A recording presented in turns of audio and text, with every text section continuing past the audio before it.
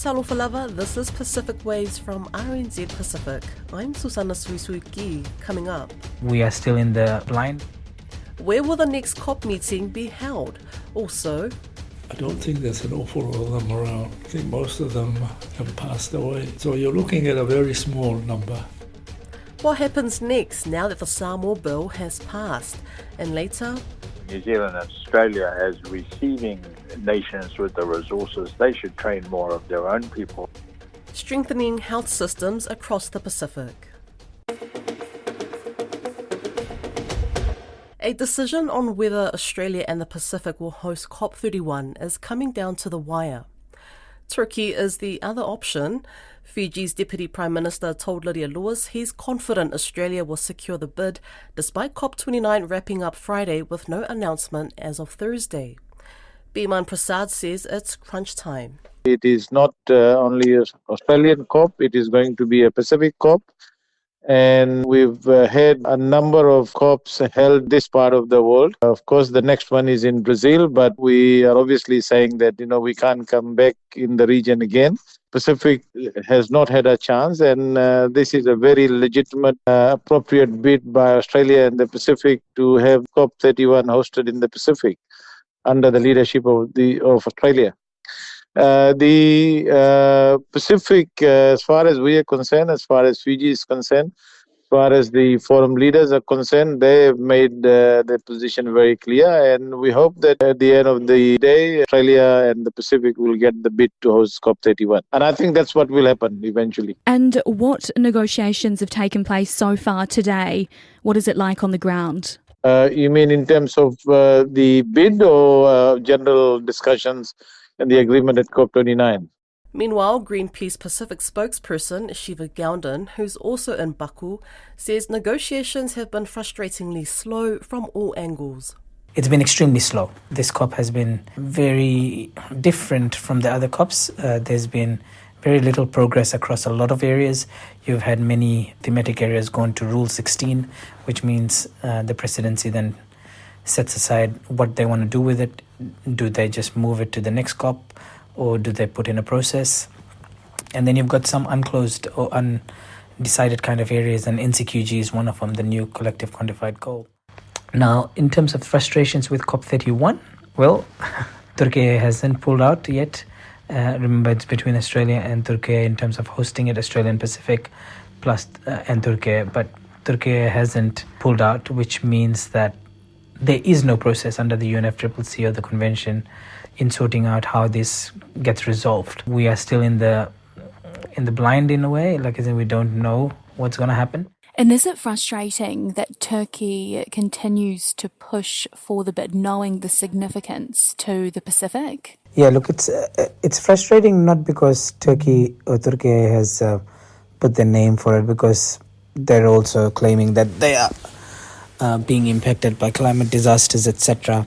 Obviously, the Pacific region is the most impacted in the world, a region that hasn't contributed to the climate crisis, and having the COP in the Pacific provides that platform for the Pacific countries. So I won't say that Turkey doesn't deserve a COP over Australia Pacific, because potentially they also go through a lot of climate disasters, etc.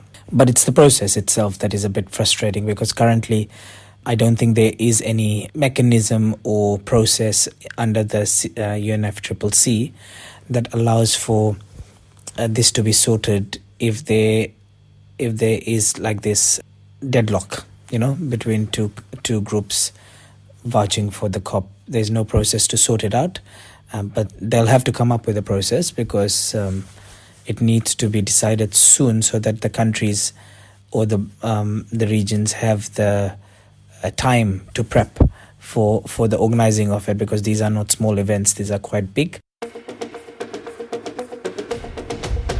A group of elderly Samoans born between 1924 and 1949 can now finally get New Zealand citizenship after being stripped of it decades ago. The Members' Bill restoring their rights has passed its third reading with unanimous support. Those affected can apply for citizenship from next week. Grace Fever-Ai reports. Holding hands and waving fans, Parliament was full of pride and joy last night. Our prayers are answered.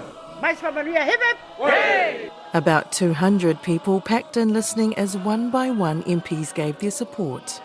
Starting with the bill's architect, Green MP Tianau Tui Ono. And we hope that it goes to some way to atoning for the past wrongs of this Parliament by the state against Pacifica communities.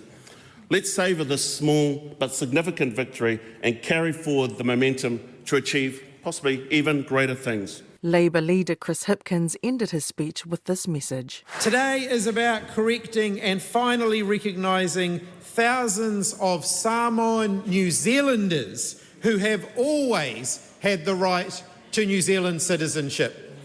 Today is about justice, and I acknowledge it has been a long and a hard battle for so many people who have fought for justice for so long. Today, it's the 685s to the world. Te Pāti Māori's Dipingarewa Paka called out the actions of the Muldoon government for stripping this group of New Zealanders of their rights in the first place. We are one moana. We are one people. We are multiple waka. It is right, it is pono, it is tika to always be here and witness when something so kino, so bad is being removed. We acknowledge all who had to stand in the face of this harmful racist legislation. Ms Ngarewa Paka says it's heartbreaking knowing what Samoan community members have endured. Samoa's High Commissioner Afamasanga Whamatala Upu Toleafoa is among those affected by the law change. He says it's not all celebration, as many of the 5,000 eligible people have died. I don't think there's an awful lot of them around. I think most of them have passed away. So you're looking at a very small number. I mean, they're talking about numbers. I think the numbers will look very limited. I fall into that category, because I was born within that period. Samoan community member Maiava Visekota Peteru agrees. She says memories of those who would qualify for citizenship but who are no longer alive are flooding in. So today means so much for the work that Arthur Anai has brought from that time in 2003 to Samoa. So today is an historic day. It's a day that brings back memories of those who fought and contributed. A member of the committee set up to support the bill, Tofilau Nina Kirifi Alai, says it's now up to the next generation to continue the fight. Descendants, there is a way. Yeah, you have time, you can go and fight for it. But at this point, I will take it, and I'm very proud of the Mau and everyone that fought for it, especially our lawyer. Assuming the Governor-General signs it on Monday, people can start to apply for New Zealand citizenship from Tuesday. A new health report is shedding light on challenges facing the Pacific region. The Centre for Pacific and Global Health have released the Pacific Islands Report on Building Resilient Health Systems. The report has been authored by Sir Colin Tukui Tonga, alongside other medical experts from Tonga and Hawaii. Alicia Foon asked him about the gaps within health systems across the region. Underfunding is a genuine and real problem. And the other is chronic loss of trained healthcare workers to New Zealand, to Australia and beyond. They're the two standout issues for me. And I guess they're interrelated. Clearly, where you don't have enough money, you can't pay nurses and doctors well enough, and you can't buy medicines on a reliable basis. Facilities get old and are not replaced and so on. And so what are some of the kind of solutions that you've identified? How can we target and address these areas? On funding, people keep pressuring the poor old Minister of Finance and Minister of Health in the islands, but clearly they are already in what they have, and so there's no really in pressuring the ministers. What's required is reformation and alternatives such as social insurance. In other words, new ways of funding healthcare rather than just pressuring governments to put more into the system. On workforce, I think it's partly to do with remuneration. So Tonga, for example, has been spectacular in their ability to retain their doctors and nurses, and that's partly through increased salaries and so on, but it's also to do with working conditions. I mean, there's not enough healthcare professionals in these small islands, and somehow they need to be better supported. So in Tonga, for example, we referred to a system where a trained pathologist in Melbourne mentors and supports 2 young Tongan doctors in pathology services in Tonga. So they remain in Tonga but supported from elsewhere. There's opportunities for telemedicine support, for example. So different ideas that have been discussed, but and also you can't stop doctors and nurses from leaving, but if you create incentives for them to return or to circulate within the Pacific, that's a potential one of the potential things that could be considered. Is it up to Australia and New Zealand and our health minister to kind of fill those gaps and work with health ministries across the region and even WHO? How do we make sure that the needs of people on small island nations are being met? Australia, for example, are draining the islands of particularly nursing. And so New Zealand and Australia, as receiving nations with the resources, they should train more of their own people and not poach and not take nurses in particular and doctors from the island. So clearly Australia, New Zealand and the receiving countries need to do more. But equally, the island nations themselves need to create better working conditions, I suppose, improve pay and working conditions, support, facilitate professional development opportunities, provide better networks, and that's where the likes of WHO and SBC and other international organizations and the donors. New Zealand spends quite a bit of money supporting health developments in the region. Some of that could go to providing development support, professional development support for healthcare workers. The New Zealand Foreign Aid Programme is undertaking a line-by-line review of its activities. It has intrigued academic Terence Wood from the Australian National University's Development Policy Centre, and he's been delving into the possible motivations behind the move. He thinks the answer is in the May budget, which shows New Zealand aid spending falling dramatically by about 35% in coming years. Mr. Wood explained his thinking to Don Wiseman. Because in the May budget, there were some actual stated cuts made to aid, but they were pretty small. It's only when you started to look at the projections for future years that you could see a much larger fall, and that really had to do with falling climate finance, or at least climate finance that hasn't been budgeted for yet. Doing what with the climate finance? It hadn't been put into the budget for future years. At least a large chunk of it hadn't been budgeted for. And so when you looked at projected aid budgets for future years, based on the Treasury documents released on budget nights, that had aid set to fall as a result of that. Okay. The Foreign Minister, Winston Peters, has initiated a line-by-line review of the aid spending. Is that significant? Yes, I think so, particularly when you consider that in the past, Winston Peters really hasn't been a details man when it comes to the aid budget. He's the last sort of person you'd expect to initiate a line-by-line review. So the fact that he has really raises the question, well, why has he done this? Yes, although, again, that's possibly a reflection of the approach this government's taken across the board.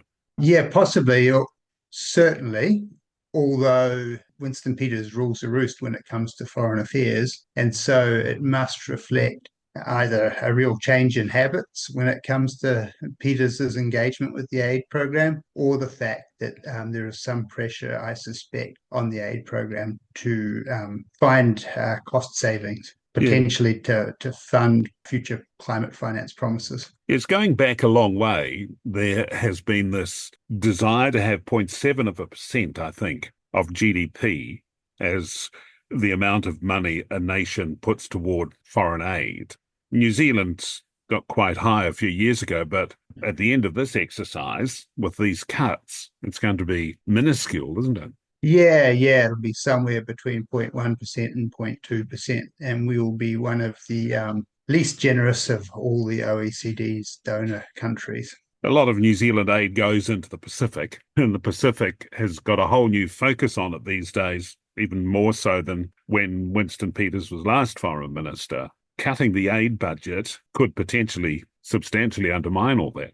Yeah, well, certainly if I were the leader of a Pacific country, I'd be asking myself, what's going on here? New Zealand is proclaiming its friendship with us, and yet at the same time, it seems as if its aid budget is about to decline, or it seems as if its climate aid, something that's really important to us in this region, is going to decline. And what kind of friend would be doing this? The latest COP conference is underway right now. We presumably can expect some sort of announcement from the New Zealand government there. What are you thinking might come out of that? Well, it's kind of complicated, but we make our climate finance promises on a 4-yearly basis, and it won't be until the next climate COP that we will be scheduled to make a new promise. So I wouldn't expect any big announcements in this year's COP. Although it wouldn't be unusual for some sort of small promises to be made, particularly ones to do with money that is already in the existing budget.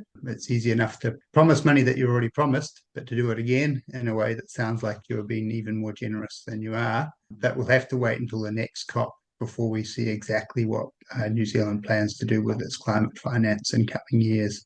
I think you've suggested in a recent paper that this line-by-line review of aid is perhaps an attempt by the government to find some money to fund its climate promises. Yeah, well, that's one thing you can do, right? If you want New Zealand's overall aid envelope to reduce, but at the same time you want to make some promises to make it seem like you do care about climate finance, one thing that you can do is cut other aid projects that aren't associated with climate finance. And then in their place, you can launch new projects which are associated with climate finance. That way, the total amount of climate aid that you're giving doesn't fall, whilst at the same time, your overall aid budget does fall. So you can pay for your tax cuts or whatever. If New Zealand was to cut back on some of its aid projects, what do you think they would go for? Well, I presume that's what the line-by-line review might be looking for, and who knows what sort of criteria they might be taking into account. They may be looking for underperforming projects. That would be a sort of appropriate way of deciding where to close your aid projects. But on the other hand, they might be having a look at individual projects with a view to their geostrategic significance and how popular they are in recipient countries. They may just be looking at projects, making decisions on the basis of how easy or how hard they are to operate. That might be another way. And unfortunately, we haven't had enough information put into the public domain to get any sense of the sort of criteria that they might be assessing projects upon. That's Pacific Waves for today. For all episodes, head over to rnz.co.nz/Pacific. We're also on Spotify, Apple and iHeartRadio. From myself and the RNZ Pacific team, tō whā soifua.